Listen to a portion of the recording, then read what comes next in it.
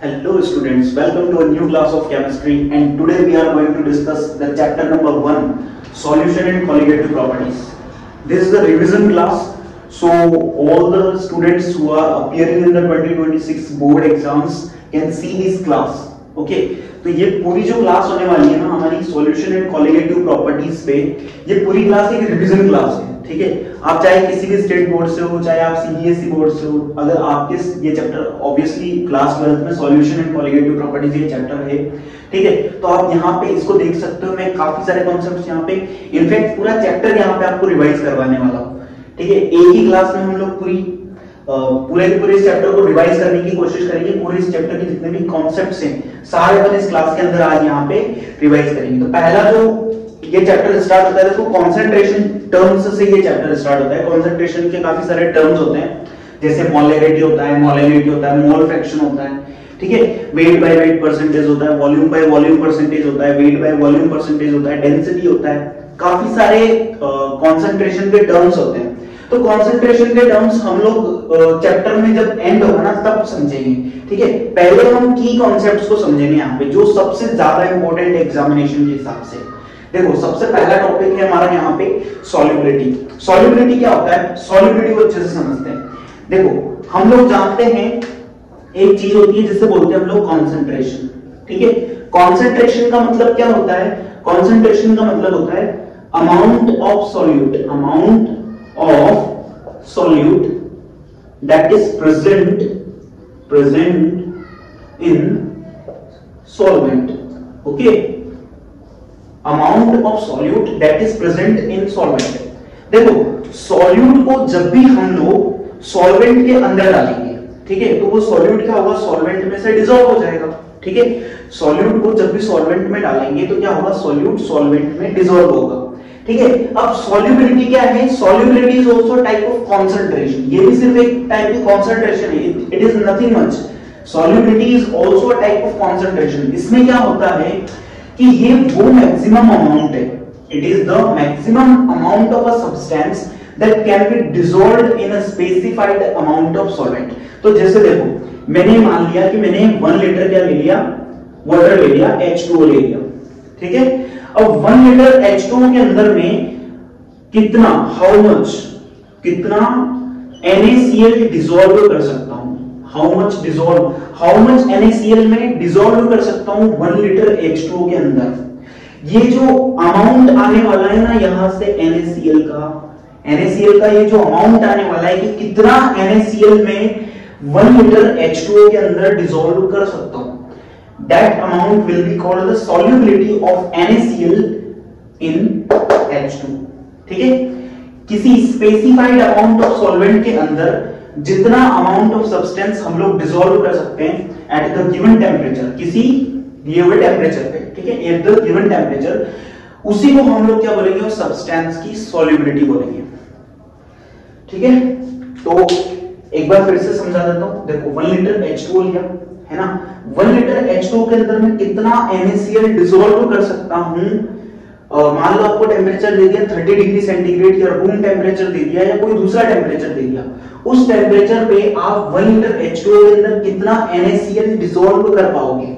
ठीक है, maximum amount of a substance that can be dissolved in a specified amount of solvent at the given temperature is known as solubility of that solute or solubility of that substance. Okay, तो this is also a type of concentration. ये भी क्या एक type की concentration ही तो है कि भाई solute की कितनी क्वांटिटी प्रेजेंट है सॉल्वेंट के अंदर.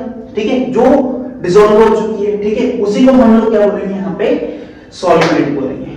ठीक है, अब देखो, solubility अगर अपन ने स्टार्टिंग की है तो अपन solubility को थोड़ा सा और डीप से पढ़ते हैं कि मतलब solubility किस किस चीज की हो सकती है. ठीक है, तो देखो, सॉल्युबिलिटी कुछ फैक्टर्स पे डिपेंड करती है. सबसे पहली चीज तो हम लोग कुछ फैक्टर्स देखते हैं यहाँ पे जिन पे सॉल्युबिलिटी डिपेंड करती है. फैक्टर्स, ठीक है, जिन पे सॉल्युबिलिटी की डिपेंडेंस होती है ना, जिन पे क्या होती है, डिपेंडेंस होती है. किसकी, डिपेंडेंस ऑफ सॉल्युबिलिटी, है ना, जिन पे सॉल्युबिलिटी की क्या होती है, डिपेंडेंस होती है.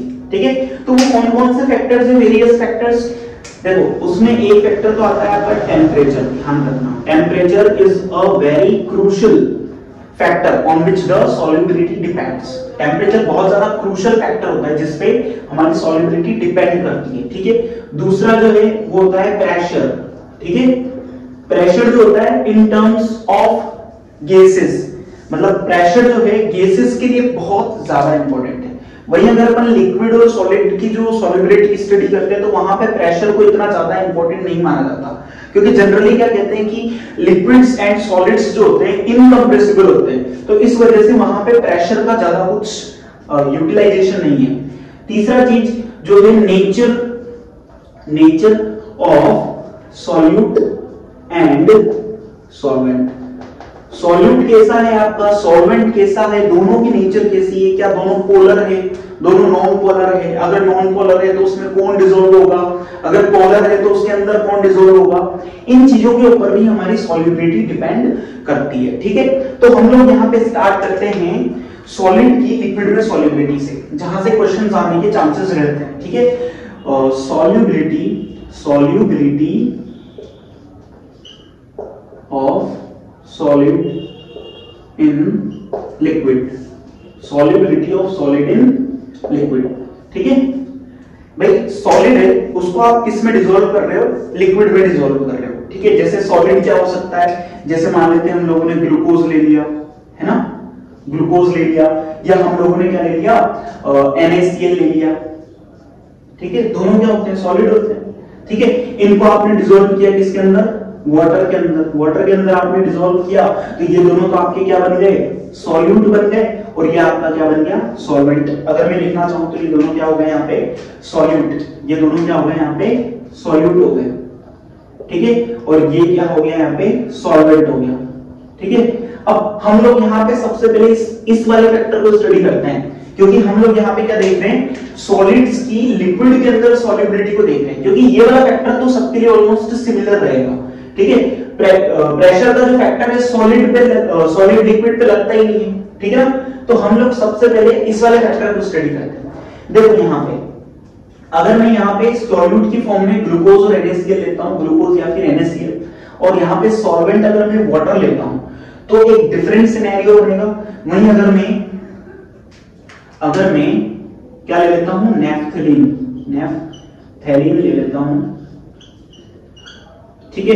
नेफ्थलीन को एज अ सॉल्यूट लेता हूं, नेफ्थलीन को एज अ सॉल्यूट लेता हूं, ठीक है।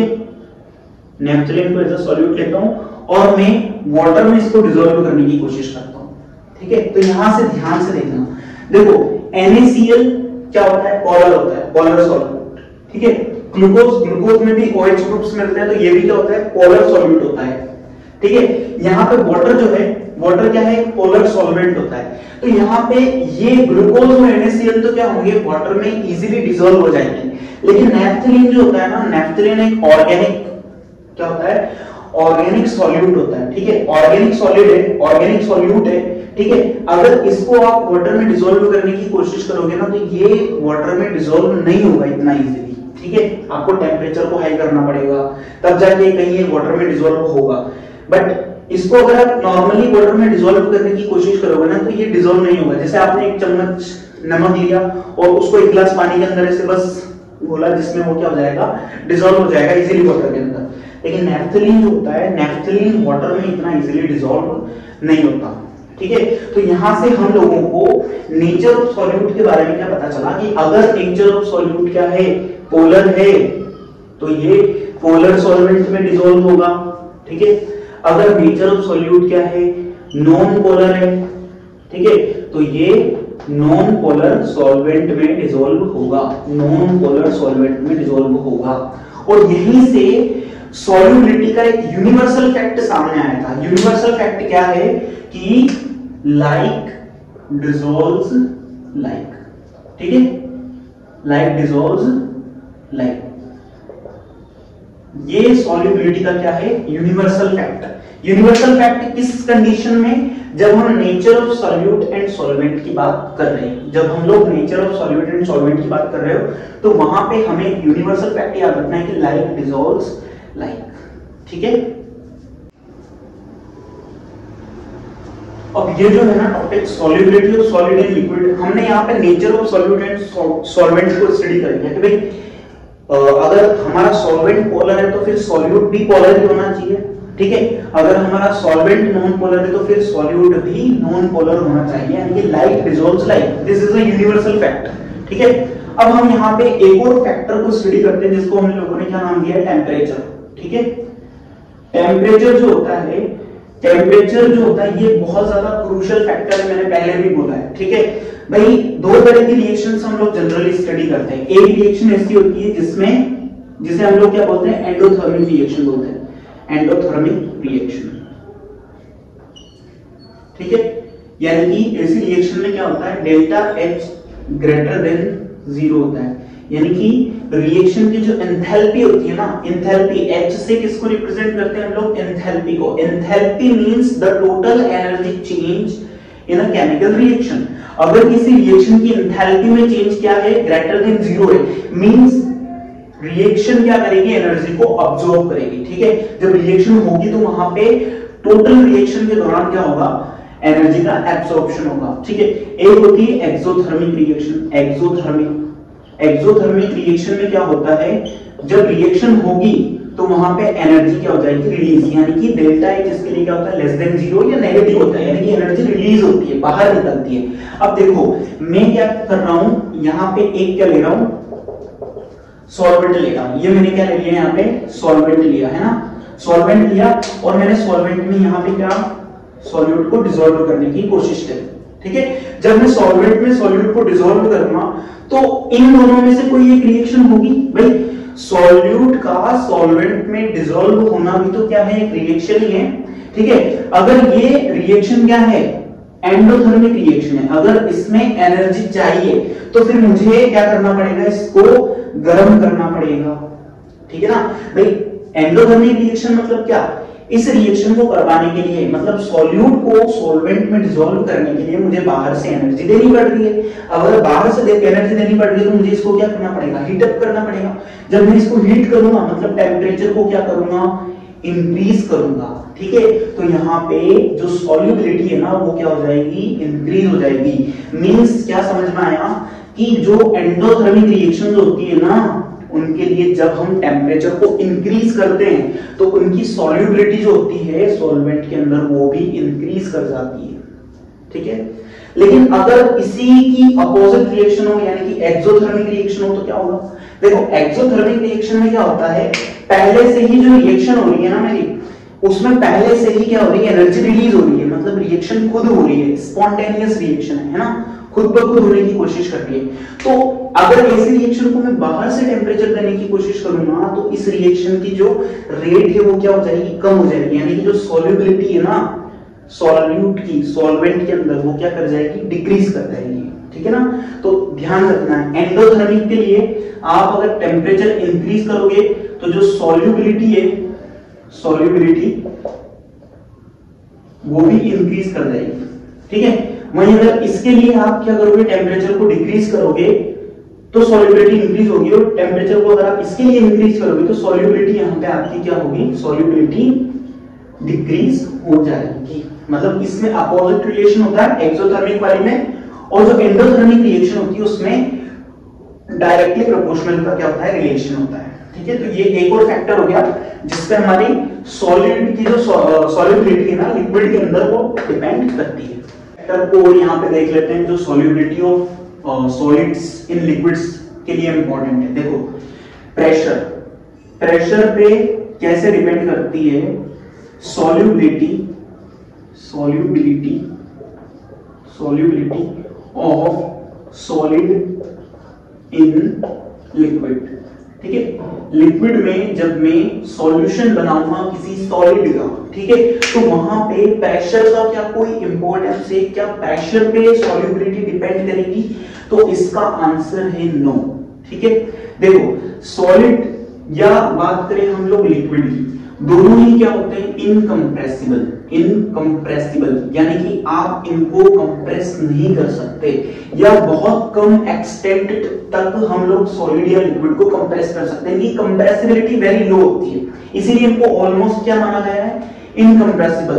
तो जब आप किसी चीज पे प्रेशर ही नहीं लगा सकते, जब आप सॉलिड और लिक्विड को कंप्रेस ही नहीं कर सकते, तो फिर यहाँ पे प्रेशर का कोई एग्जिस्टेंस होगा ही नहीं। और जब यहाँ कोई प्रेशर का एग्जिस्टेंस ही नहीं है तो फिर यहाँ पे सॉल्युबिलिटी डिपेंड ही नहीं करेगी ना, कि सॉलिड की लिक्विड में सॉल्युबिलिटी जो है वो यहाँ पे प्रेशर पे डिपेंड नहीं करेगी। ठीक है, तो सिर्फ दो फैक्टर इस चीज को यहाँ पे चेंज कर सकते हैं। एक तो नेचर ऑफ जो सॉल्यूट एंड सॉल्वेंट है, nature of solute and solvent, एक तो इस चीज पर डिपेंड करता है, और दूसरी चीज हम लोगों ने देखी है यहाँ पे टेम्परेचर। ठीक है, दो चीजों के ऊपर यहाँ पे ये जो सॉल्युबिलिटी है सॉलिड की किसी लिक्विड के अंदर, ये डिपेंड करती है। ठीक है, I think it is clear now. अब हम लोग क्या करेंगे, यहाँ पे जो गैसेस की लिक्विड में सॉल्युबिलिटी होती है उसको आइडेंटिफाई करने की कोशिश करेंगे, उसको डिफाइन करने की कोशिश करेंगे कि गैसेस की जो लिक्विड में सॉल्युबिलिटी होती है वो कैसे चेंज हो सकती है, किन किन फैक्टर्स पे डिपेंड करती है। ठीक है,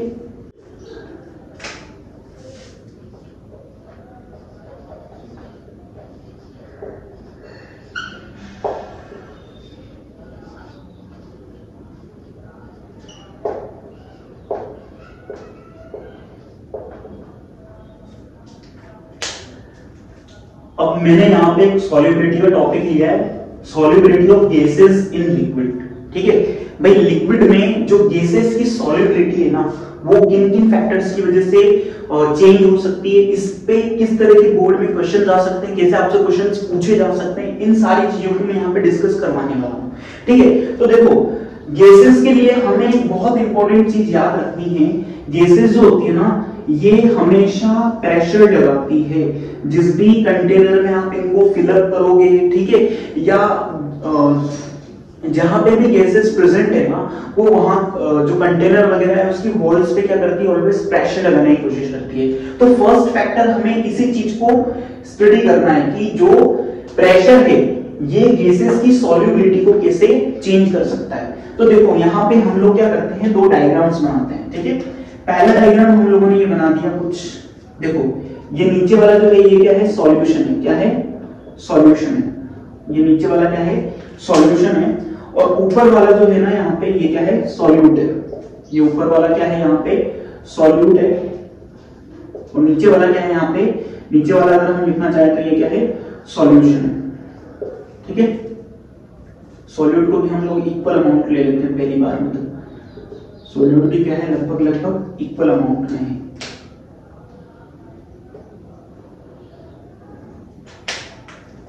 यहाँ पे जो सॉल्यूट है वो प्रेजेंट है।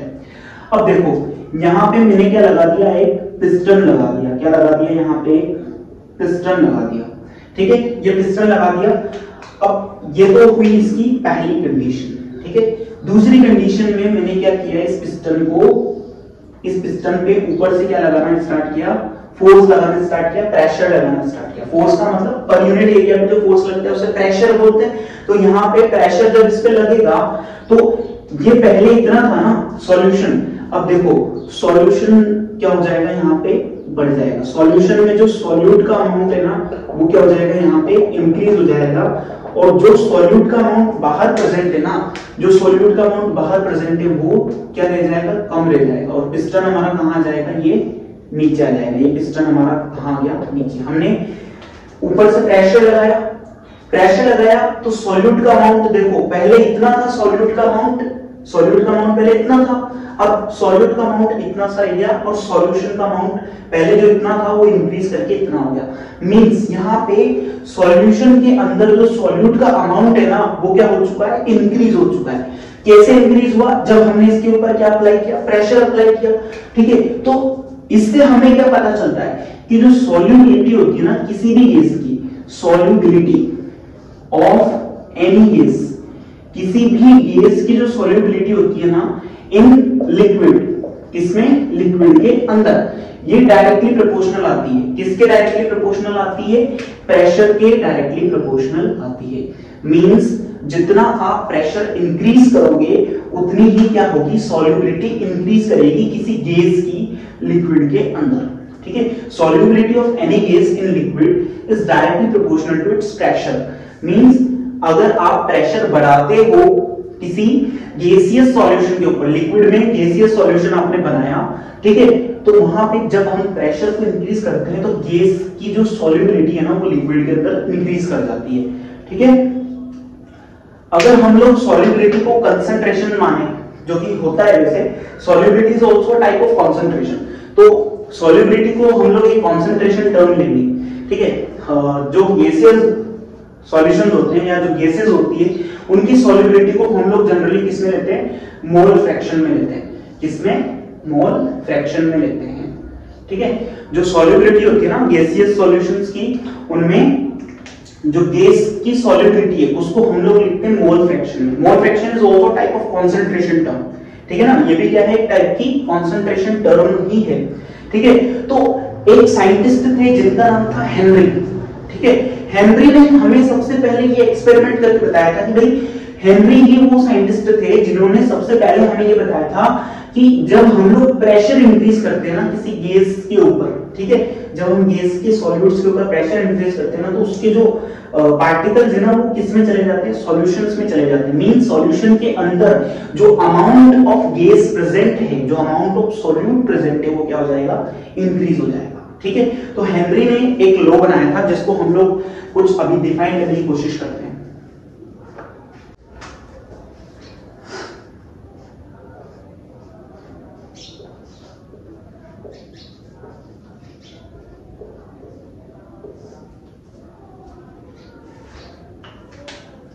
हेनरीज लॉ की बात करते हैं। देखो हेनरीज लॉ पहली बात तो किससे रिलेटेड है, गैस के प्रेशर से रिलेटेड है, ठीक है ना। जब भी आपको किसी गैस की सॉल्युबिलिटी चेक करनी है लिक्विड के अंदर, वो प्रेशर पे किस तरह से डिपेंड कर रही है, तो आप किसका लॉ पढ़ेंगे, हेनरी का लॉ पढ़ेंगे, है ना, हेनरीज लॉ पढ़ेंगे, ठीक है। हेनरीज लॉ क्या कहता है कि अगर मैं, देखो अगर मैं सॉल्युबिलिटी लूं किसी गैस की, है ना, सॉल्युबिलिटी किसी गैस की लिक्विड के अंदर, तो वो किसके डायरेक्टली प्रोपोर्शनल आ रही है, प्रेशर के डायरेक्टली प्रोपोर्शनल आ रही है ना, किसके डायरेक्टली प्रोपोर्शनल आ रही है, प्रेशर के डायरेक्टली प्रोपोर्शनल आ रही है। अब देखो अगर कोई गैस किसी सॉल्यूशन में प्रेजेंट है तो मैंने क्या बताया, गैस हमेशा कुछ ना कुछ प्रेशर लगाती है, ठीक है ना, गैस हमेशा कुछ ना कुछ प्रेशर डालती है वो जहां भी प्रेजेंट हो, ठीक है ना। तो यहाँ पे हम लोग क्या लिखेंगे कि गैस का जो पार्शियल प्रेशर है ना वो सॉल्यूशन में जो गैस प्रेजेंट है उसके मोल फ्रैक्शन के डायरेक्टली प्रोपोर्शनल होगी। गैस का जो पार्शियल प्रेशर है, गैस का पार्शियल प्रेशर, ठीक है, गैस का जो पार्शियल प्रेशर है ना, ठीक है, इसी रिलेशन को लिखा है मैंने डबल, देखो प्रेशर को आगे ले लेता हूं, सॉल्युबिलिटी को इधर ले लेता हूं। पार्शियल प्रेशर जो आएगा ना गैस का वो सॉल्युबिलिटी के डायरेक्टली प्रोपोर्शनल आएगा। और अभी अभी मैंने क्या बताया, सॉल्युबिलिटी को हम लोग किस टर्म में लेते हैं, यहाँ पे मोल फ्रैक्शन की टर्म में, किसकी टर्म्स में लेते हैं, मोल फ्रैक्शन की टर्म्स में, ठीक है। तो जो पार्शियल प्रेशर यहाँ पे आने वाला है ना गैस का, अगर मैं उसको मानूं P, ठीक है, क्या मानूं P, गैस के पार्शियल प्रेशर को मैंने P मान लिया, तो जो P है वो डायरेक्टली प्रोपोर्शनल आएगा गैस के मोल फ्रैक्शन के बराबर, है ना। गैस का कितना मोल फ्रैक्शन मौजूद है सॉल्यूशन के अंदर, भाई सॉल्यूशन होता है ना उसकी कंसंट्रेशन टर्म निकालने का एक तरीका होता है मोल फ्रैक्शन, भाई number of moles of solute out of total moles of solution. अब हमारा सॉल्यूट यहाँ पे कौन है, गैस, तो सॉल्यूट का अगर हमें मोल फ्रैक्शन निकालना है मतलब गैस का मोल फ्रैक्शन निकालना है, ठीक है। गैस की मोल फ्रैक्शन को हम लोगों ने क्या रिप्रेजेंट कर दिया यहाँ पे x। जब हम लोग यहाँ पे प्रोपोर्शनलिटी हटाते हैं ना तो एक कांस्टेंट आता है, कांस्टेंट आता है kh, ठीक है। kh जो होता है ना, kh ये होता है हेनरी कांस्टेंट, क्या होता है, हेनरी कांस्टेंट, ठीक है, हेनरी कांस्टेंट। और हेनरी कांस्टेंट जो है ना हमेशा ध्यान रखना है, जो ये क्वेश्चंस कई बार एमसीक्यूज में बन सकते हैं, भाई हेनरी कांस्टेंट है, हेनरी कांस्टेंट है तो ये जो है ये हर गैस के नेचर पे डिपेंड करेगा, नेचर ऑफ गैस, कौन सी गैस आपने ली है उस पर डिपेंड करेगा। ये कोई इस मोल फ्रैक्शन या पार्शियल प्रेशर इन चीजों पे डिपेंड नहीं करता, ये कांस्टेंट है बस, ये डिपेंड करेगा कि आपने गैस कौन सी ली है, ठीक है। नाइट्रोजन के लिए अलग आएगा, ऑक्सीजन के लिए अलग आएगा, ठीक है, और कार्बन डाइऑक्साइड के लिए हेनरी कांस्टेंट अलग आएगा, ठीक है ना। तो ये डिपेंड करता है किस पे, नेचर ऑफ गैस पे, ठीक है, ये कंप्लीटली इस पे डिपेंड करेगा, नेचर ऑफ गैस पे डिपेंड करेगा।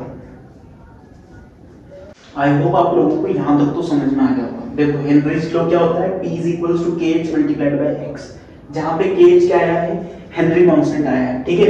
अगर मैं इस KH को यहाँ पे डिवाइड में ले जाता हूँ P के, ठीक है ना, अगर मैं P को क्या रखूं, कांस्टेंट रखूं, दो गैसेस को कंपेयर करते हैं, क्योंकि देखो यहाँ KH जो है ना, मैंने क्या बताया, KH will depend upon the nature of a gas. हम अगर दो गैसेस के लिए क्या करें, कंपेयर करें, ठीक है, प्रेशर को कांस्टेंट रखते हुए, तो यहां से देखो x क्या आ रहा है, inversely proportional to KH, means जिस गैस का KH ज्यादा होगा ना, जिस गैस का हेनरी कांस्टेंट ज्यादा होगा, उस गैस की सॉल्युबिलिटी क्या होगी, सॉल्वेंट में कम होगी।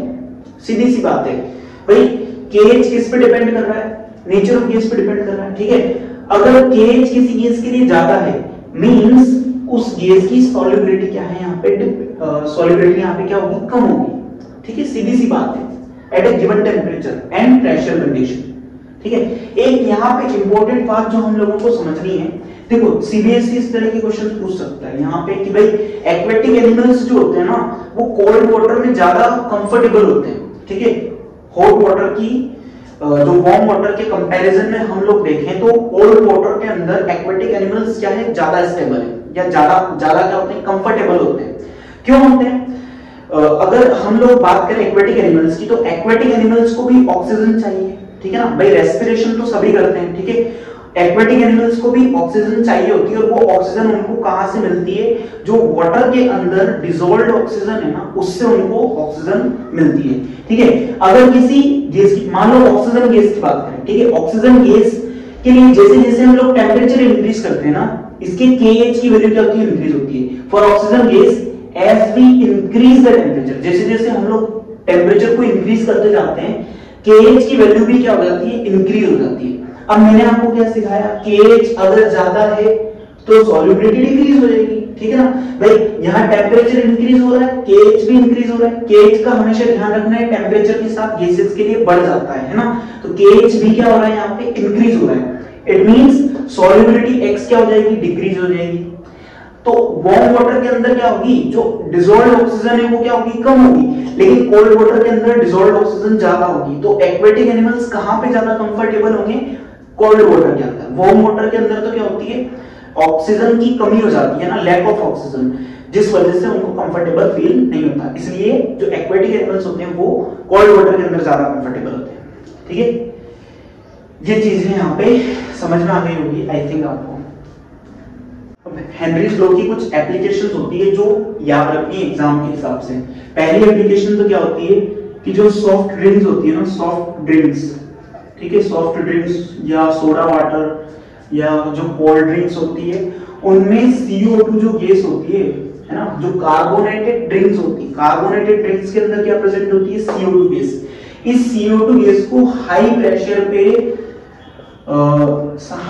पे इसमें डिसॉल्व कर देते हैं, किसमें, सॉफ्ट ड्रिंक में या कार्बोनेटेड ड्रिंक्स के अंदर CO2 को हाई प्रेशर पे क्या करते हैं, सॉल्युबल कर देते हैं। मतलब इसको सॉल्युबल किया जाता है हाई प्रेशर पे, मींस ये हाई प्रेशर पे CO2 की सॉल्युबिलिटी, CO2 क्या है, CO2 एक गैस है, ठीक है। हाई प्रेशर पे CO2 की सॉल्युबिलिटी क्या हो जाएगी, लिक्विड के अंदर पे सॉफ्ट ड्रिंक्स क्या होगी, लिक्विड होगी ना, ठीक है। तो CO2 की सॉल्युबिलिटी इनमें क्या हो जाएगी, इंक्रीज हो जाएगी एट हाई प्रेशर। इसीलिए CO2 को जब भरते हैं ना सॉफ्ट ड्रिंक्स के अंदर, तो इसे हाई प्रेशर पे फिल किया जाता है, ठीक है। दूसरी चीज, जो स्कूबा डाइवर्स होते हैं उनके लिए एक कंडीशन आती है जिसे हम लोग बोलते हैं बैंड्स, ठीक है। क्या होता है बैंड्स को पूरा एक्सप्लेन कर देता हूं। देखो, जब स्कूबा डाइवर्स जब डाइविंग वगैरह करते हैं ना, तो वो पानी के अंदर जाते हैं, ठीक है, पानी के अंदर जाते हैं तो क्या होता है कि बाहर का जो प्रेशर होता है ना, एटमॉस्फेरिक प्रेशर के अलावा पानी का भी प्रेशर उनके ऊपर लगने लगता है। तो जब ऐसी कंडीशन में वो लोग सांस लेते हैं, ठीक है, एयर लेते हैं, तो उनके ब्लड के अंदर जो एयर की सॉल्युबिलिटी वो इंक्रीज कर जाती है, ठीक है। ब्लड क्या है, एक लिक्विड है, और जो सांस लेने के लिए वो एयर ले रहे हैं ना, जो उनके पीछे सिलेंडर्स वगैरह लगे होते हैं, उनसे जो वो एयर लेते हैं वो क्या है, गैस है। तो गैस की लिक्विड में सॉल्युबिलिटी इंक्रीज कर जाती है जब प्रेशर ज्यादा होता है। तो यहाँ पे जो गैस है उसकी लिक्विड यानी कि ब्लड के अंदर क्या होगी, सॉल्युबिलिटी इंक्रीज कर जाएगी, क्योंकि बाहर से एटमॉस्फेरिक प्रेशर भी लग रहा है और प्लस वो डाइव कर चुके तो उनके ऊपर पानी का भी प्रेशर लगेगा ना, ठीक है। तो दोनों के प्रेशर की वजह से सॉल्युबिलिटी इंक्रीज हो जाएगी। अब ऐसे डाइवर्स जब पानी से बाहर आएंगे, ठीक है, जब वो पानी से बाहर आएंगे तो जो सॉल्युबिलिटी है ना वो ग्रेजुअली क्या होगी, डिक्रीज होने लग जाएगी, ठीक है, धीरे धीरे क्या हो जाएगी, कम हो जाएगी। तो ऐसी कंडीशन में क्या होता है कि जो ब्लड होता है, ब्लड की जो कैपिलरीज होती है, हमारे ब्लड की कैपिलरीज होती है, बिल्कुल बारीक बारीक ट्यूब्स होती हैं जिनमें ब्लड फ्लो करता है।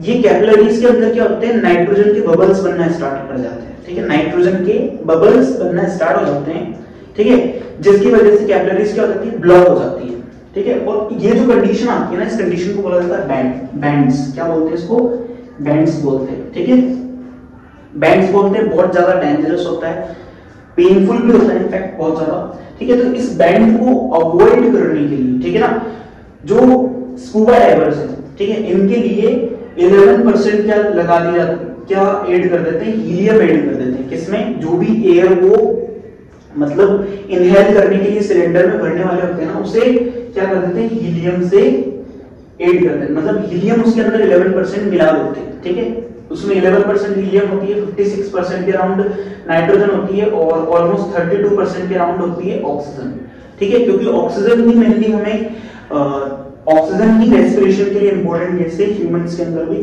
ठीक है। तो 32% ऑक्सीजन, 56% नाइट्रोजन और हीलियम के साथ इसका क्या कर देते हैं, डाइल्यूशन कर देते हैं, 11% इसके अंदर क्या कर देते हैं, हीलियम मिला देते हैं, ठीक है, ताकि क्या हो जाए, जो सॉल्युबिलिटी है ना वो डिक्रीज कर जाए ब्लड के अंदर, ठीक है।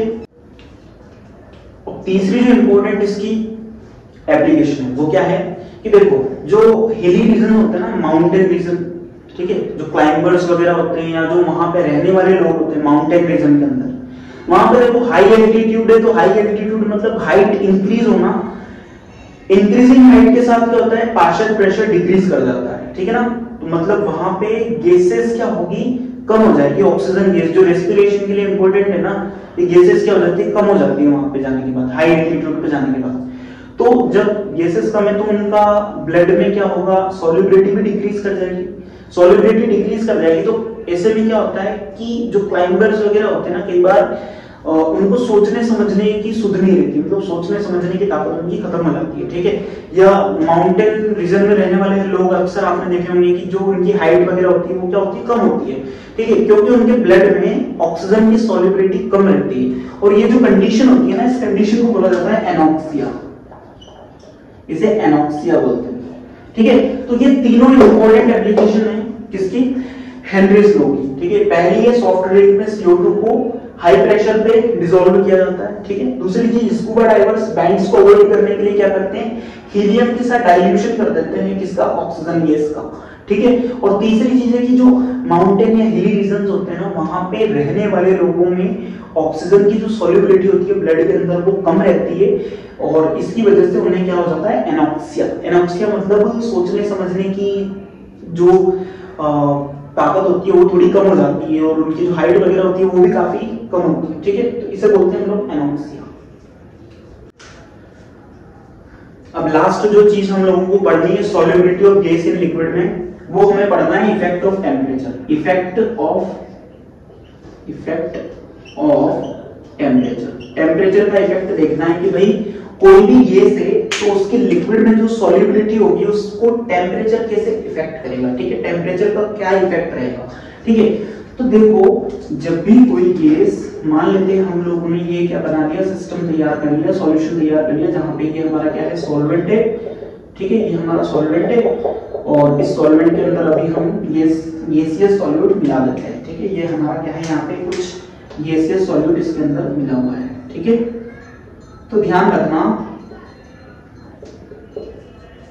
अब यहाँ पे ये क्या है, ये सॉल्यूशन प्रिपेयर हो चुका है, ठीक है ना। सॉल्वेंट में क्या मिले हुए हैं, यहाँ पे गैसियस सॉल्यूट पार्टिकल्स मिले हुए हैं। सॉल्यूट पार्टिकल्स हमारे क्या है, गैसियस पार्टिकल्स। देखो, जब सॉल्यूशन प्रिपेयर हो जाता है ना, तो जो गैसियस पार्टिकल्स होते हैं ये भी किस स्टेट में होते हैं, लिक्विड स्टेट में। किस स्टेट में होते हैं, लिक्विड स्टेट में। मतलब जो पहले गैस थी ना, यहाँ पे गैस है, ठीक है, अब हमने प्रेशर इंक्रीज करके इसको सॉल्यूबल कर दिया इसके अंदर। अगर ये इसके अंदर सॉल्यूबल हो गया तो ये भी किस में चला जाता है, गैसियस स्टेट से लिक्विड स्टेट में चला जाता है, ठीक है। अब हम ये चीज जानते हैं कि अगर हम लोग किसी लिक्विड को गर्म करते हैं, हीट करते हैं तो वो अगेन किस कंडीशन में जाने की कोशिश करेगा, वेपर कंडीशन में, ठीक है ना। मींस इफेक्ट ऑफ टेम्परेचर क्या है, अगर आप गैसेस के लिए अगर आप लिक्विड्स के लिए टेम्परेचर को इंक्रीज कर रहे हो तो वो किस फेज में जाएंगे, वेपर फेज में। अब यहाँ पे जो हमारी गैस है ना, इसके अंदर जो सॉल्यूबल हो चुकी है, जो इसके अंदर घुल चुकी है, वो पहले से ही किस स्टेट में जा चुकी है, लिक्विड स्टेट के अंदर जा चुकी है।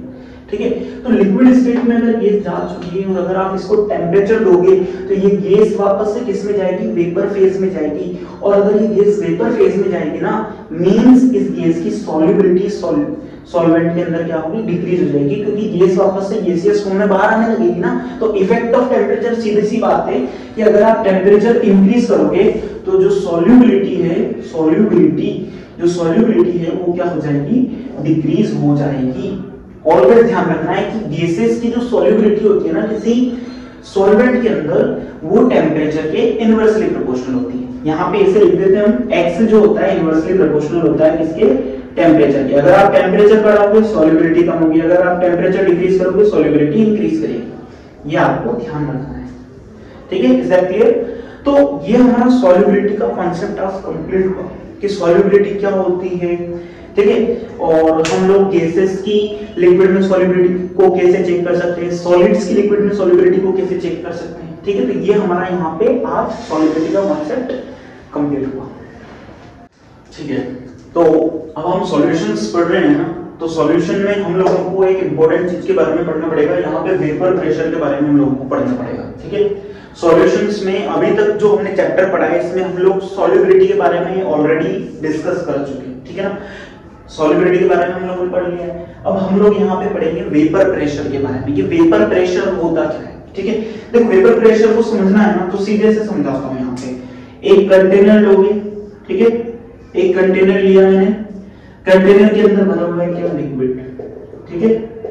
ये कंटेनर के अंदर मैंने क्या भरा हुआ है, लिक्विड, ठीक है। अब यहाँ पे लिक्विड की क्या बनती रहती है, वेपर भी बनती रहती है, ठीक है। लिक्विड के ऊपर यहाँ पे क्या, वेपर भी बनती रहती है, यानी कि यहाँ पे कुछ लिक्विड वेपर फेज में होता है, ठीक है। ये तो कौन सी फेज है मेरी, लिक्विड फेज या लिक्विड स्टेट, ठीक है। और ये इसके ऊपर कौन है, वेपर है, ठीक है ना।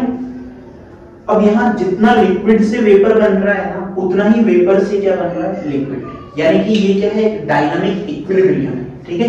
जितना यहाँ लिक्विड से वेपर बन रहा है, उतना ही यहाँ पे वेपर से क्या बन रही है, वापस लिक्विड बन रही है। यानी कि जब वेपर फेज किसके साथ इक्विलिब्रियम में रहे, लिक्विड फेज के साथ इक्विलिब्रियम में रहे, दोनों ही फेज या दोनों ही स्टेट एक दूसरे के साथ कहां रहे, इक्विलिब्रियम कंडीशन में, ठीक है। तो इस कंडीशन में ये जो ऊपर की वेपर है, ये जो प्रेशर लगाने वाली है ना इस लिक्विड के ऊपर, उसी प्रेशर को हम लोग क्या नाम देंगे, वेपर प्रेशर, क्या नाम देंगे उसको, वेपर प्रेशर, ठीक है। जब लिक्विड और वेपर दोनों स्टेट्स इसमें होती है इक्विलिब्रियम में, यानी कि जितना लिक्विड से वेपर बन रहा है उतना ही वेपर से अगेन लिक्विड में कन्वर्जन हो रहा है। तो वेपर और लिक्विड क्या है, डायनामिक इक्विलिब्रियम में। तो दोनों जब इक्विलिब्रियम कंडीशन में हो तो उस टाइम ये जो लिक्विड के ऊपर वेपर प्रेजेंट होती है ना, ये वेपर लिक्विड के पर यूनिट एरिया पे, ठीक है, जितना फोर्स लगाती है या जितना प्रेशर इसके ऊपर अप्लाई करती है, उसी प्रेशर को हम लोग क्या बोलते हैं, वेपर प्रेशर बोलते हैं। तो वेपर प्रेशर जो होता है ना, ये किसके द्वारा एक्सर्ट किया जाता है, ये जो वेपर होती है ना, या जो गैस होती है लिक्विड के ऊपर, ठीक है, उसके द्वारा या उससे क्या होता है, एक्सर्ट होता है किसके ऊपर, लिक्विड के सरफेस के ऊपर, ठीक है। अब यहाँ पे हम लोगों को दो चीजें इंपॉर्टेंट पढ़नी होगी वेपर प्रेशर से रिलेटेड। देखो हम लोगों को यहाँ पे वोलेटिलिटी और नॉन वोलेटिलिटी के बारे में समझना होगा। देखो वोलेटाइल क्या होते हैं, ऐसे सॉल्यूट्स जिनको या ऐसे सब्सटेंसेस जिनको आप क्या कर सकते हो, वेपर फेज में ले जा सकते हो, यानी कि जिनको लिक्विड से वेपर फेज में ट्रांसफर कर सकते हैं, उन्हें बोलेंगे हम लोग वोलेटाइल सब्सटेंसेस। और कुछ ऐसे सब्सटेंसेस होते हैं जिनको हम लोग लिक्विड से वेपर फेज में नहीं लेके जा सकते, लिक्विड से वेपर स्टेट में नहीं लेके जा सकते, ठीक है। जैसे कई सॉलिड जो सॉल्यूट्स होते हैं, सॉलिड सब्सटेंसेस, उनको आप वेपर में कन्वर्ट नहीं कर सकते जब आप सॉल्यूशंस बना रहे हो उस टाइम पे, ठीक है। तो इस वजह से उन्हें कहेंगे नॉन वोलेटाइल सॉल्यूट। तो जिनको आप वेपर बना सकते हो ना, उनको वोलेटाइल सॉल्यूट बोलना है, और जिनकी आप वेपर नहीं बना सकते उनको आपको बोलना है नॉन वोलेटाइल सॉल्यूट्स, ठीक है। तो यहाँ पे देखो हम लोगों को दो तरह के लिक्विड सॉल्यूशंस के बारे में पढ़ना है। किसके बारे में पढ़ना है, सीधी सी बात है, हम लोगों को यहाँ पे पढ़ना है लिक्विड सॉल्यूशन। लिक्विड सॉल्यूशन का मतलब क्या होता है, लिक्विड सॉल्यूशन का मतलब होता है जिसमें सॉल्वेंट कौन है, लिक्विड, जिसमें हमने सॉल्वेंट की फॉर्म में किसको यूज किया है, लिक्विड को यूज किया है। ये हमारे सिलेबस में है, ठीक है, लिक्विड सॉल्यूशंस हमारे सिलेबस में है। वेपर प्रेशर से ही हम लोगों ने पूरे लिक्विड सॉल्यूशंस को स्टडी किया है, ठीक है, इसलिए हमें पहले वेपर प्रेशर के बारे में जानना इंपॉर्टेंट था कि भाई जब लिक्विड और वेपर फेज या वेपर स्टेट दोनों क्या हो जाए, इक्विलिब्रियम में चली जाए, ठीक है, तो उस केस में जो वेपर यहाँ पे प्रेजेंट होती है ना, वो लिक्विड के सरफेस पे जो प्रेशर एक्सर्ट करती है, उसी प्रेशर को हम लोगों ने क्या नाम दिया है, वेपर प्रेशर नाम दिया है, ठीक है। अब हम लोगों को यहाँ पे कुछ लिक्विड सॉल्यूशंस के बारे में स्टडी करना है। लिक्विड सॉल्यूशंस कौन से, जिनके अंदर सॉल्वेंट कौन होगा, लिक्विड, यानी कि किस में डिसॉल्व किया है, लिक्विड में डिसॉल्व किया है। अब आप लिक्विड में किस किस को डिसॉल्व कर सकते हो, गैसेस को डिसॉल्व करते हो, तो गैसेस के बारे में हम लोग ऑलरेडी सॉल्युबिलिटी में पढ़ चुके हैं, ठीक है, जो हेनरीज लॉ वगैरह हम लोगों ने पढ़ा है ना, यदि प्रेशर इंक्रीज करते हो तो किसी गैस की लिक्विड में सॉल्युबिलिटी भी क्या हो जाती है, इंक्रीज हो जाती है, ठीक है ना, तो वो हम लोग ऑलरेडी पढ़ चुके हैं गैसेस का। अब हमको यहाँ पे एक तो लिक्विड के अंदर किसको डिसॉल्व करना है, लिक्विड के अंदर एक बार तो हम डिसॉल्व करेंगे किसको, लिक्विड के अंदर लिक्विड को डिसॉल्व करेंगे, ठीक है, और एक बार हम डिसॉल्व करेंगे किसको, सॉलिड को डिसॉल्व करेंगे, ठीक है, दोनों चीजों को हम लोग यहाँ पे डिसॉल्व करके देखते हैं। वेपर प्रेशर सबसे पहले हम लोग देखेंगे लिक्विड लिक्विड सॉल्यूशन का, ठीक है, लिक्विड लिक्विड सॉल्यूशन का वेपर प्रेशर हम लोग कैसे कैलकुलेट करते हैं, ठीक है। देखो यहाँ पे लिक्विड लिक्विड सॉल्यूशन का मीनिंग क्या है कि हमने सॉल्वेंट भी कौन सा यूज किया है, लिक्विड यूज किया है, ठीक है, और लिक्विड जो सॉल्यूट है ना हमारा वो भी कौन सा है, लिक्विड है ना, लिक्विड ही हमारा सॉल्यूट है और लिक्विड ही हमारा क्या है, यहाँ पे सॉल्वेंट है, ठीक है, दोनों ही क्या होंगे, वोलेटाइल होंगे, मींस दोनों की ही वेपर बन सकती है, ठीक है ना, दोनों ही हमारे लिक्विड क्या है यहाँ पे, वोलेटाइल है, दोनों ही सॉल्यूट और सॉल्वेंट दोनों क्या है यहाँ पे, वोलेटाइल है, मींस दोनों की वेपर बन सकती है, ठीक है। इसको समझने के लिए यहाँ पे हम लोग एक कंटेनर लेते हैं जिसके अंदर हमने दो लिक्विड्स का क्या बना लिया, सॉल्यूशन बना लिया। एक लिक्विड कौन सा है, 1, जिसे हम लोगों ने ब्लैक कलर के पार्टिकल्स से रिप्रेजेंट किया है, और एक लिक्विड कौन सा है इसके अंदर, 2, जिसे हमने किससे रिप्रेजेंट किया है, ब्लू कलर के पार्टिकल्स से, ठीक है। अब देखो वेपर में जब वेपर प्रेशर के बारे में हम लोगों ने पढ़ा ना, तो वेपर प्रेशर में हम लोगों ने एक चीज पढ़ी थी कि जब लिक्विड कहां चला जाए, वेपर फेज में चला जाए, जब लिक्विड कहां चला जाता है, वेपर फेज में चला जाता है। देखो ये जो नीचे वाली जो चीज है ना, इतनी चीज ये प्रेजेंट कर रही है लिक्विड स्टेट को, ठीक है, और ये जो इसके ऊपर जो आ रहा है ना, ये है वेपर, ये क्या है, वेपर फेज, ठीक है ना, ये कौन सी है, वेपर फेज है। तो जब लिक्विड किस में जा रहा है, वेपर फेज में जा रहा है, तो ये जो ऊपर वेपर है ना, ये वेपर इस लिक्विड के ऊपर जो प्रेशर लगा रही होगी उसे हम लोग क्या बोलेंगे, वेपर प्रेशर बोलेंगे, ठीक है। अब यहाँ पे देखो दो लिक्विड्स हैं, ठीक है ना, दो लिक्विड्स है, तो फिर दोनों लिक्विड्स का वेपर प्रेशर क्या आएगा, अलग अलग आएगा। कैसे निकालेंगे उस वेपर प्रेशर को, देखो ध्यान रखना है, हमें एक रूल याद रखना है, राउल्ट्स लॉ, है ना, राउल्ट्स लॉ के बारे में हम लोगों को यहाँ पे ध्यान रखना है, ठीक है। राउल्ट ने क्या बताया था कि जो लिक्विड्स होते हैं ना, जब वो वेपर फेज में जाते हैं तो उनका जो वेपर प्रेशर लगता है ना, वो सॉल्यूशन के अंदर, ये वाला सॉल्यूशन, इसकी बात नहीं कर रहा हूं, इस वाले सॉल्यूशन की बात कर रहा हूं, इस सॉल्यूशन के अंदर मान लेते हैं लिक्विड 1 जो है उसका मोल फ्रैक्शन कितना है, x1, है ना, और इसी सॉल्यूशन में जो लिक्विड 2 है उसका मोल फ्रैक्शन मैंने कितना मान लिया, x2। तो इस सॉल्यूशन के अंदर जो इंडिविजुअल लिक्विड का मोल फ्रैक्शन है ना, उसके डायरेक्टली प्रोपोर्शनल आएगा वेपर फेज में उस लिक्विड का प्रेशर। मान लो मैं लिक्विड 1 के वेपर फेज के प्रेशर की बात कर रहा हूं, ठीक है, लिक्विड 1 के वेपर फेज के प्रेशर की बात कर रहा हूं, उसे मैंने क्या नाम दिया, P1। तो P1 डायरेक्टली प्रोपोर्शनल आएगा इस सॉल्यूशन में कितना अमाउंट या कितना मोल फ्रैक्शन लिक्विड 1 का मौजूद है, यानी कि x1 के, सॉरी x1 के डायरेक्टली प्रोपोर्शनल। जब प्रोपोर्शनलिटी हटाओगे यहाँ पे कांस्टेंट आएगा P1 नॉट इनटू x1, ठीक है। ये P1 नोट जो होता है ना, देखो ये P1 नोट क्या होता है, जब यहाँ पे लिक्विड 2 प्रेजेंट नहीं हो, सिर्फ लिक्विड 1 हो, सिर्फ लिक्विड 1 होगा, यानी कि जो x1 है वो किसके इक्वल होगा, 1 के इक्वल। मोल फ्रैक्शन पूरा का पूरा किसका होगा, लिक्विड 1 का होगा। x1 किसके इक्वल होगा, 1 के इक्वल होगा, और x2 क्या होगा, यहाँ 0, यानी कि लिक्विड 2 प्रेजेंट ही नहीं है। तो उस केस में जो लिक्विड 1 का वेपर प्रेशर आएगा ना, उसी को क्या बोला गया है यहाँ पे, P1 नोट, यानी कि प्योर कंडीशन में, प्योर स्टेट में लिक्विड 1 का पार्शियल प्रेशर, ठीक है। अगर हम लोग यहाँ पे लिक्विड 2 की बात करें, लिक्विड 2, तो उसके लिए हम लोग P2 निकालेंगे। P2 डायरेक्टली प्रोपोर्शनल किसके आएगा, x2 के। यहाँ जो लिक्विड 2 प्रेजेंट है ना, ये कितना वेपर प्रेशर लगा रहा है, ठीक है, वो किसके डायरेक्टली प्रोपोर्शनल आएगा, x2 के, यानी कि P2 is directly proportional to x2, ठीक है। तो P2 इज इक्वल्स टू आ जाएगा यहाँ से P2 नॉट x2, ठीक है।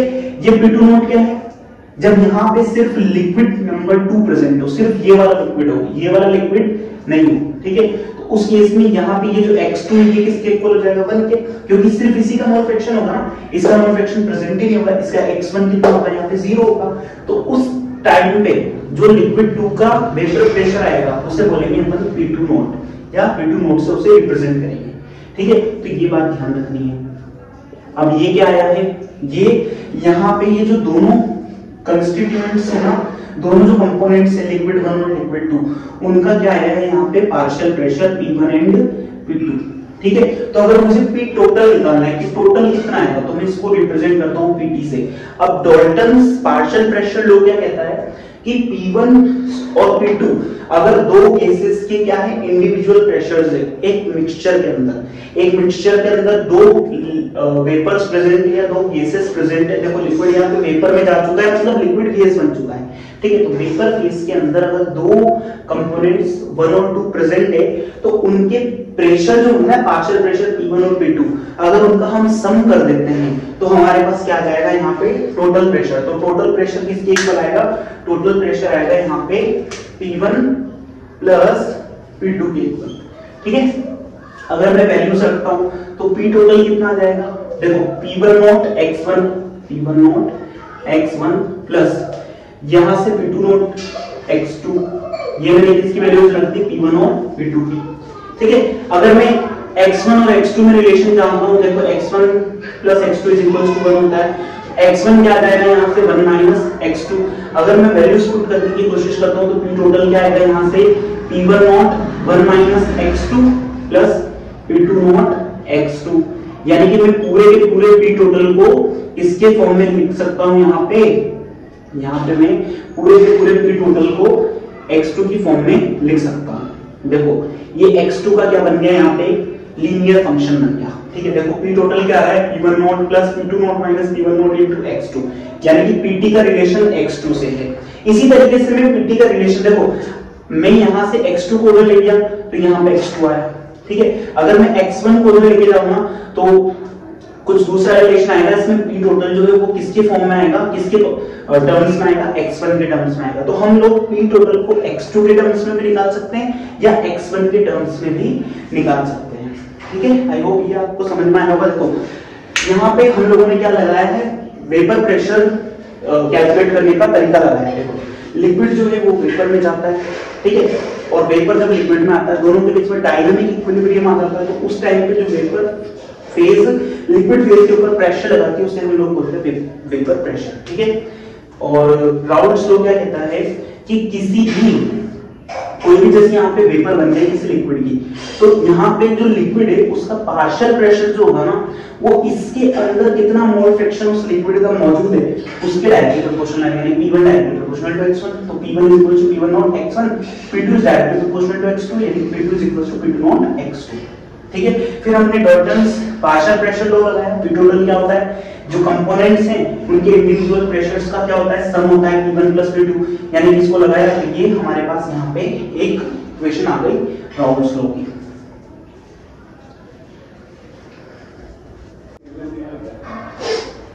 अब मैं आपको यहाँ पे ये कर्व ढंग से समझा देता हूँ, क्योंकि अगर आपको ये कर्व समझ में आ गया ना, मींस आपको राउल्ट्स लॉ एकदम क्लियरली समझ में आ गया। देखो हम लोगों ने क्या किया है, यहाँ पे ये जो हॉरिजॉन्टल लाइन है ना, हॉरिजॉन्टल लाइन, इस हॉरिजॉन्टल लाइन पे हम लोग क्या लेने वाले हैं, मोल फ्रैक्शन लेने वाले हैं। यहाँ पे सिर्फ मोल फ्रैक्शन किसका है, फर्स्ट जो हमारा लिक्विड है ना, लिक्विड नंबर 1, लिक्विड नंबर 1 को आप सॉल्वेंट भी कंसीडर कर सकते हैं, ठीक है, और लिक्विड नंबर 2 को आप सॉल्यूट कंसीडर कर सकते हैं, ठीक है ना। तो जो सॉल्वेंट है ना, लिक्विड नंबर 1, उसका मोल फ्रैक्शन इस जगह पे कितना है, 1 है, ठीक है, उसका मोल फ्रैक्शन इस जगह कितना है, 1 है। मींस जितना भी लिक्विड है वो सिर्फ कौन सा है, लिक्विड नंबर 1, लिक्विड नंबर 2 यहाँ पे प्रेजेंट नहीं है। तो इस केस में जो प्रेशर लगेगा ना, देखो प्रेशर वो क्या आएगा यहाँ पे, ये वाला प्रेशर, ये वाला जो प्रेशर है ये कितना आ जाएगा यहाँ पे P1 नॉट, ठीक है, P1 नॉट। अब देखो यहाँ पे जो P2 आ रहा है ना, P2 कितना आ रहा है यहाँ पे 0 आ रहा है ना, और P1 जो आ रहा है ना P1 वो P1 नॉट के इक्वल आ रहा है, ठीक है।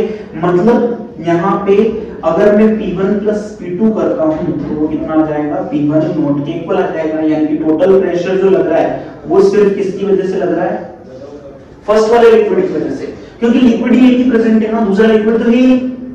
जब दूसरा लिक्विड नहीं है तो यहाँ पे जो प्रेशर लगेगा, पार्शियल प्रेशर जो लगेगा वो कंप्लीटली किसका लगेगा, यहाँ पे सिर्फ लिक्विड नंबर 1 का, ठीक है।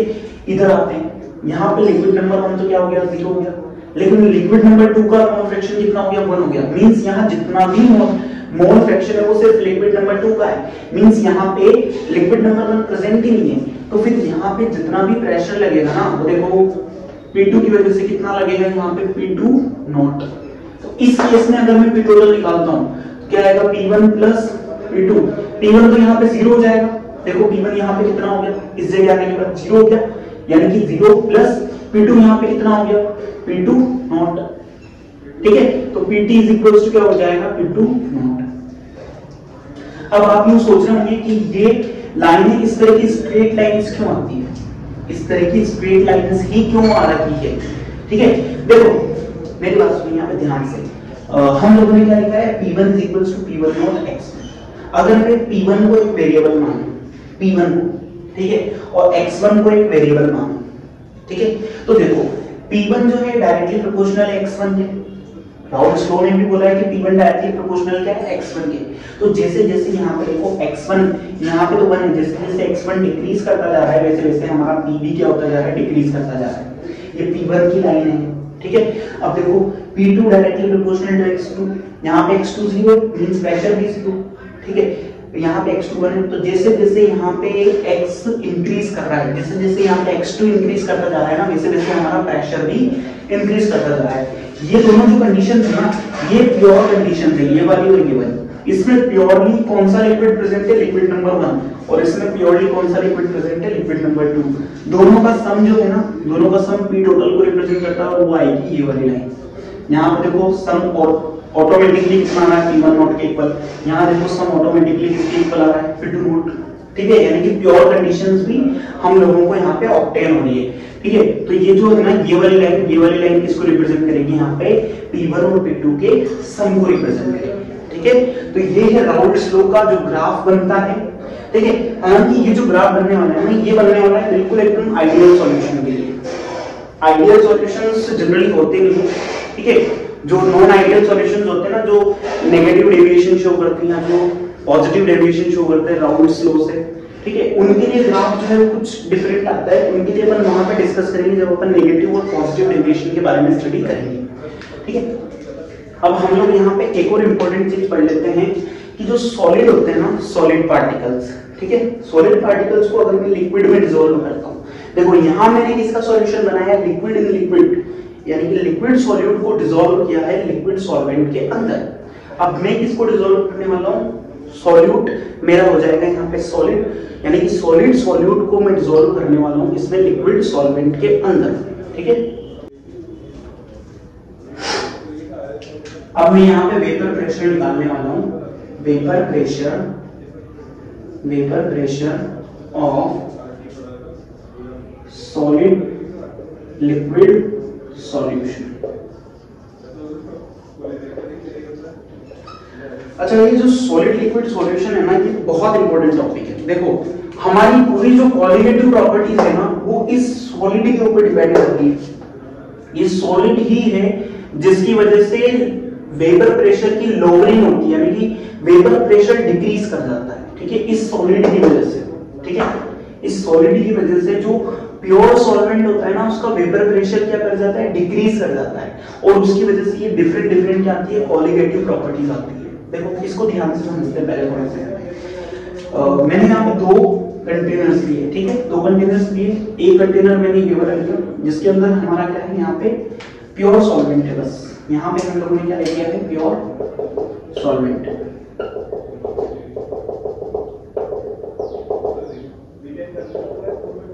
ठीक है। ये हमारा प्योर सॉल्वेंट है। प्योर सॉल्वेंट यहाँ पे किस फेज में है? लिक्विड फेज में। हमने बाद में लिखा है मींस ये क्या है? हमारा लिक्विड है। लिक्विड मतलब ये हमारा क्या है? सॉल्वेंट है। यहाँ लिख देता हूँ मैं, ये क्या है? हमारा सॉल्वेंट है। और ये सॉलिड क्या है? हमारा सॉलिड हमारा यहाँ पे है सॉल्यूट। क्या है? सॉल्यूट। ठीक है। और सॉलिड सॉल्यूट के बारे में एक बात आपको ध्यान रखनी है always, this is a non volatile solute. ये क्या होता है? नॉन वोलेटाइल मींस इसकी वेपर नहीं बन सकती। अगर इसकी वेपर नहीं बन सकती तो इसका वेपर प्रेशर भी नहीं आएगा। ठीक है। ये जो सॉलिड यहाँ पे सॉल्यूट है ये कैसा होता है? नॉन वोलेटाइल होता है। मींस इसकी वेपर नहीं बन सकती।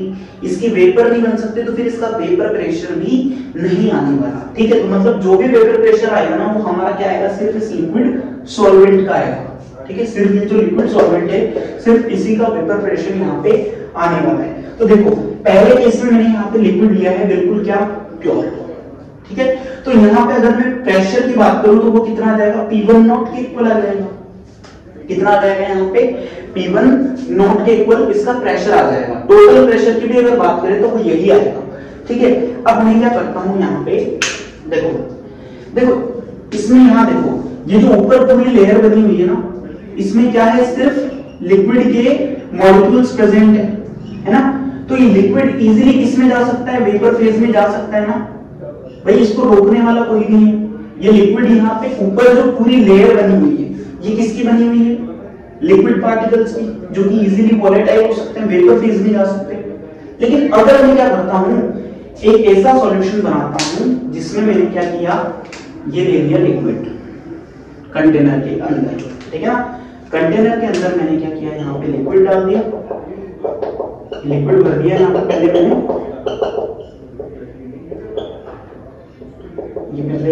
लिक्विड भर दिया। अब मैंने इसके अंदर क्या किया, यहाँ पे सॉलिड पार्टिकल्स डाल दिए, यानी कि सॉलिड डाल दिया यहाँ पे, ठीक है। कितना मान लेते हैं, लिक्विड जो मेरा था ना, लिक्विड मैंने माना था यहाँ पे, लिक्विड मान लेते हैं हम लोग यहाँ पे कितना, कि लिक्विड का जो मोल फ्रैक्शन है वो है x1, और जो मेरा सॉलिड है, सॉलिड उसका मोल फ्रैक्शन यहाँ पे कितना मानूंगा मैं, x2, ठीक है। लिक्विड का मोल फ्रैक्शन हम लोगों ने यहाँ पे कितना माना है, x1 माना है, और सॉलिड का मोल फ्रैक्शन कितना मान रहे हैं हम लोग यहाँ पे, x2। तो देखना सॉलिड के केस में क्या होगा, जब सॉलिड के केस में ये इसके बॉइलिंग टेम्परेचर तक पहुंचेगा ताकि इसकी क्या बने, वेपर बने। तो देखो यहाँ पे लेयर जो ऊपर की होगी ना, इसमें कुछ पार्टिकल सॉलिड पार्टिकल्स भी आ जाएंगे, ठीक है। तो देखो अब यहाँ पे अगर हम ध्यान से ऑब्जर्व करें, ठीक है, देखो पहले पूरी की पूरी जो सरफेस थी वो किसकी थी, लिक्विड सॉल्वेंट पार्टिकल्स की थी, पूरी की पूरी सरफेस। अब इसमें क्या आ चुके हैं, कुछ सॉलिड के पार्टिकल्स भी आ चुके हैं, तो ये इजीली वेपर नहीं बनने देंगे। तो वेपर जो पहले बन रही थी उससे कम वेपर बनेगी इस बार, पहले ज्यादा वेपर बन रही थी, ये देखो ये पहले क्या बन रही थी, यहाँ पे ज्यादा वेपर बन रही थी। अब जो वेपर बनेगी ना उसकी क्वांटिटी क्या होगी, पहले के कंपैरिजन में कम रहेगी। अब वेपर कम बनेगी पहले के कंपैरिजन में, तो वेपर का प्रेशर भी कम लगेगा, मींस यहाँ पे वेपर प्रेशर क्या हो जाएगा, डिक्रीज हो जाएगा, ठीक है। क्यों, क्योंकि सॉलिड क्या होता है, नॉन वोलेटाइल, इसकी वेपर नहीं बनने वाली, ठीक है ना। यहाँ पे जो वेपर प्रेशर आने वाला है ना, वो सिर्फ किसकी वजह से आने वाला है, लिक्विड की वजह से आने वाला है, यहाँ सॉलिड का कोई वेपर प्रेशर ही नहीं आने वाला, ठीक है। तो यहाँ पे अगर मैं प्रेशर की बात करूं, वेपर प्रेशर की, ठीक है, तो P डायरेक्टली प्रोपोर्शनल किसके आएगा, अगर मैं लिक्विड को मानता हूं यहाँ पे x1, ठीक है, देखो यहाँ पे मैंने लिया हुआ है x1, तो P डायरेक्टली प्रोपोर्शनल क्या आएगा, P1 डायरेक्टली प्रोपोर्शनल आएगा यहाँ पे x1, ठीक है। तो यहाँ पे P1 इज इक्वल्स टू आएगा x1 इनटू P1 नॉट, ठीक है। P2 यहाँ कितना आएगा, सॉलिड का वेपर प्रेशर 0 आएगा, सॉलिड का वेपर प्रेशर कितना आएगा यहाँ 0, चाहे भले उसका हम लोगों ने x2 मान लिया है, लेकिन सॉलिड का तो नहीं है वेपर प्रेशर, सॉलिड की वेपर ही नहीं बनेगी, नॉन वोलेटाइल है, जब वेपर ही नहीं बनेगी तो आएगा वेपर प्रेशर। तो यहाँ पे P2 0 आएगा, मींस यहाँ पे P टोटल जो आएगा ना वो क्या आएगा, सिर्फ P1 नॉट x1 के इक्वल, दैट्स इट, ठीक है।